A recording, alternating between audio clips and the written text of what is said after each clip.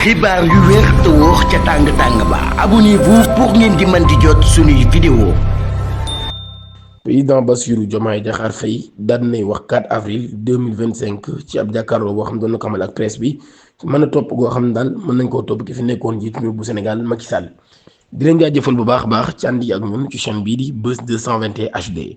ginnaaw ab question bu ñu ko laaj ci ndax yoon mën naa topp njiitu réew bu Sénégal Macky Sall ci jàkkaarloo bu mu doon amal ak taskatu xibaar yi moom mii nag daal mi ngi wane engagement boo xam ne am na ko nag ñeer réduction des comptes waaye nag daal di nag bañ ba tëdd ci naaj bi li nga xam ne dañ ko koy giiñ di wax ni daal dañuy def rek règlement des comptes politique moom mii nag daal nee na du def fixation ci Macky Sall benn yoon waaye nag daal nee na moom mii mi nga xam leen nag nekkul rek ci koo xam ne nag dafa nekk ci kaw loi bi moom daal au-dessus de la loi waaye nag daal nee na réew mi dafa war a nekk réew moo xam nag réew moo xam ne la sax dañ ko dafa am ñu ko gérer fukki at ak ñaar te ñoo ñii nag daal lépp loo xam ne def nañ ko dañ ko war a leeral loolu kon daal di xam le avec fermeté ba tey moom chef d'état bii daal dafa jàpp ni nag daal ci yoon moom ñëpp dañ cee war a tolloo nekkul sax loo xam ne dañ ko war a négocier moo xam nga nekk opérateur économique wala nga nekk homme politique wala sax nga nekk daal koo mën a doon ci réew mi ndax daal nee na waruñoo def rek bu fekkee dañoo jàpp ab opérateur économique mu nekk lu normal lool mais nag bu dee ab homme politique la daal ñu commencé di yuuxu di wax ni règlement de compte la kon loolu daal moom moo laa leen xamle ci ginnaaw ba nag mu daan ñëwaat daal di indi ay leeral ci réduction des comptes mu mën nag daal loolu yi moom waruñu cee bàyyi kenn képp koo xam ne rek daal yoroon nga benn mbir war nañ koo topp ba xam ne nag daal lan nga ci def ak lan nga ci deful kon daal moom njiitum réew mi daal dafa gis ni kon dañoo war a xool ñëpp moom ki nga xam ne mooy président Bassirou Diomaye Diakhar Faye ci loolu yi kon daal moo tax ba tey ñuy wax ni njiitum réew Macky Sall daal ay mbiram kon mi ngi dépendre ci ginnaaw bu nga xamee ne def nañu ay enquête ba pare li nga xam ne mooy génne ci enquête yi ci la ay mbiram di dépendre ndax moo def wala deful ba tey ci mbir moomee ci la ñuy taxaw ci boobu lépp jàkkaarloo mu amoon ak taskatu xibaar yi moom mi presse bi daal nañ koy interpellé ginnaaw bu mu defee 1 an wala sax ginnaaw bi ñu ko investir ak léegi mu toll ci at moom mi nag daal nay wax ci situation économique bu doy waar bi nga xam ni moom la Sénégal nekk di dund jamono jii waaye nag moom mii nag daal nay dressé ab bilan boo xam ne bu doy waar la moom mii daal nay wax nag daal état financier bi nga xam ni moom la fekk wala sax moom la doon bi mu ñëwee rek loolu nag daal nay kon joxoñ ab baaraam li nga xam ni moo di dëgg gi nga xam ne nag ab rapport bu génnul bu yàgg rek daal na koy confirmer mu nekk ab rapport bu Cour des comptes neen nag daal man yàgg naa wax ci situation moom mi nag daal mi ngi joxañ kon baaraam di confirmer boobu lépp rapport moom nag daal ñeen yàgg naa wax ci situation économique bu doy waar bi nga xam ne réew mi ngi koy am waaye nag daal dañoo soxla woon li nga xam ne moo di ay chiffres yoo xam ne nag yu précis lay doon lu jiitu ñoo xam ne ci exprimer waaye nag tey jii daal chiffres yi ñu ngi fii te ñoom ñoo waxal seen bopp loolu laa da xam ne kon mu nekk ab démarche boo xam ne démarche bu transparent la boo xam ne daal na koy bëgg a jël ngir lépp lu muy def rek mu nekk loo xam ne day leer Sénégalais yi ba tey moom chef d'état bi daal daan nay wax nag pare na ngir nag daal di assumer wala sax daal di jël responsabilité maanaam daal di assumer pleinement défi yi nga xam ni moom la ñu am ci ay défi économique waaye nag daal loolu yi moom la daal di xamle kon daal di wax gouvernement bii daal ñoom du ñu daw benn yoon seen ay responsabilité waaye daal nee na yombul ndax ñoom ñoo ko tànn waaye nag nee na ñoom ñi daal xam nañ fi ñu jugee bu baax a baax xam fi ñu bëgg a jëm loolu laa de xam ne kon ginnaaw bi nga xam ne daan nay wax ci difficulté yi nga xam ne am nañ ko waaye nag mu ngi défendre li nga xam ne nag moo di ab gouvernance boo xam ne nag dañ koy taxawal ci li nga xam ne rek moo di dëgg ak loo xam ne lu leer lay doon waaye tamit jël seen responsabilité waaye nag daal di dagg buum yi nga xam ni amoon na ci comme ñi fi jaaroon lañ doon def ay discours optimiste wala sax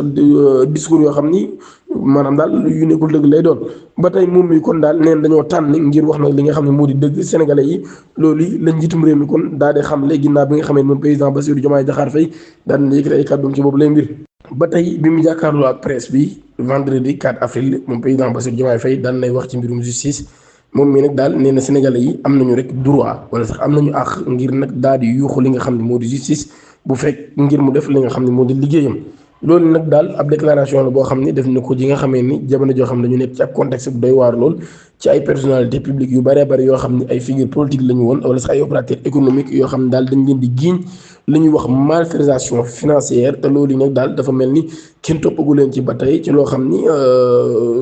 lu leer la kon loolu daal moo tax président di insisté ci loolu yi di wax nag daal dañoo war a am justice boo xam ne bu indépendant lay doon waaye bu rigoureuse lay doon boo xam nag daal dina mën traiter de manière équitable li nga xam ne nag moo di transparent ci affaire corruption yi ak yeneen mbir yi nga xam daal dañ ci faral di dégg kon ñu ciy tudd suñu politiciens yu ni mel ci loolu sax daal mu ne am na nit yoo xam ne géré nañ lu ëpp 12 ans ñooñu nag daal dañoo war a tontu rek ci lépp loo xam ni def nañ ko kon jiitu réew mi loolu yi la daal di xamle. le président de la république Bassirou Diomaye Faye moom mi nag daal le vendredi ci ab entretien bu mu doon amal ak presse bi mi ngi wax ni daal Macky Sall mi nga xam ne nag moom la wuyu dafa nekkoon rek di def ay yëf loolu nag daal ba tey leerul yooyu la mbir waaye daal ginnaaw passation de service bi nga xam ni le 2 avril la amoon 2024 nee nag daal ñoom ñaar ñi daan nañuy def li nga xam ne moo day accolade même sax bu fekkee loolu yi daal amoon na ci xol bu metti lool waaye jox na ko avion présidentiel bi mu daal di dem ci fi nga xam ne moo di Màkka ngir def li nga xam ne moo di ak ajam waaye nag daal nee na xam naa nag mi ngi nekk di def ay yëf yu ndaw ci ginnaaw ak yooyu noonu loolu la njiitu réew mi daal di xamle bi mu jàkkaarloo ak journaliste sénégalais yi ca palais de la république moom nag Bassirou Diomaye Faye ba tey nag daal di qualifié wul mbir yooyee ba tey daal wala leerul mbir yooyee ba tey daal waaye kon daal moom mi daal na yëkkati ay tuuma kon te ko ci ndoor du ci fi nekkoon njiitum réew bu Sénégal di Macky Sall ginnaaw bi ñu defee li nga xam ni moo di adoption des lois d'interprétation de la loi d'amnistie ci violence yi nga xam ni juróon na ay nit yu bari daal ci ñàkk seen bakkan ci diggante 2021 ba 2023 loolu xewoon àllarba ñaari fan ci weeru avril force de défense et de sécurité yi ñoom ñi daal ñu daal di soupçonné ñenn ci ñoom ni ñoom ñi kon daal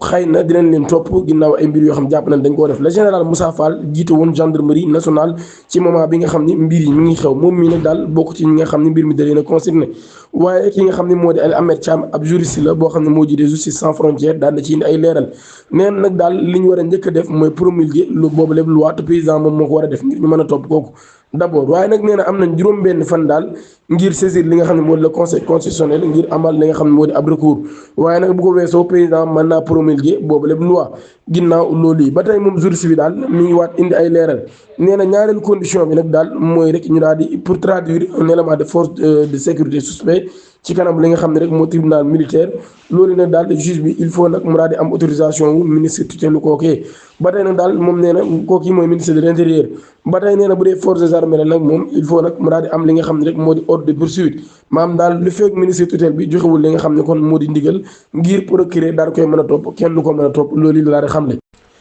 ci tey nga xam ni moo nekk juróom-benn fukki at ak juróom wala sax démb ñu fête suñu fête d'indépendance ci réewum Sénégal Déthié Fall nekk ab figure politique bu ñëpp xam wala dinañ bind ab message solennel ngir compatriotam yi waaye tamit ñi nga xam ni nag ñoo di force de défense et de sécurité yi ci ab communiqué boo xam ne def na ko daal di leen rendre hommage waaye tamit di leen appuyer bu baax a baax moom mi nag daal nee na suñu force de défense et de sécurité yi nga xam ne dañuy joxe seen bakkan waaye tamit di joxe seen ay nelaw loolu nag daal ngir rek ñu daal di am li nga xam ne nag moo di sécurité kon moom mi daal mi ngi wane reconnaissance bi nga xam ne am na ko ci ñoom waaye nag daal di leen wane respect boo xam ne am na ko ci ñoom ba tey moom mii nga xam ni moo di Déthié Fall neen loolu nag nekk ab geste boo xam ne geste bu symbolique la ngir mu honorer engagement ak sacrifice bi nga xam ne force yi ñoom ñu ngi koy def ngir assurer li nga xam ne moo di protection sénégalais yi waaye nag loolu yi daal moo tax kon moom Déthié Fall mii daal mu wax loolu yi nekk ci ab contexte boo xam ne contexte bu doy waar la boo xam ne dañoo soxla li ñuy wax wàllum sécurité mu am ci taxawaay bu am solo di leen jaajëfal baax a baax ci ànd ak ñun chaîne bi di Buzz 221 HD